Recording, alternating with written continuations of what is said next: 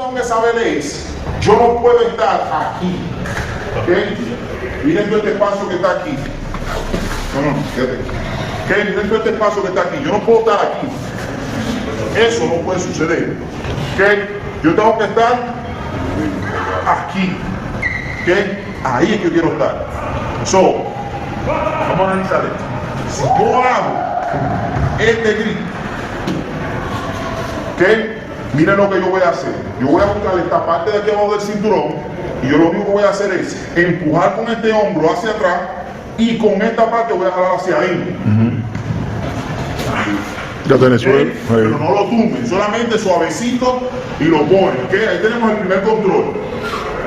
Si el grip que logré hacer es el este, ahora todo cambia. En vez de yo querer bajar acá abajo, yo quiero hacer esto, subir lo más alto posible. ¿Okay? Y aquí entonces yo muevo desde arriba. ¿Okay? Acá.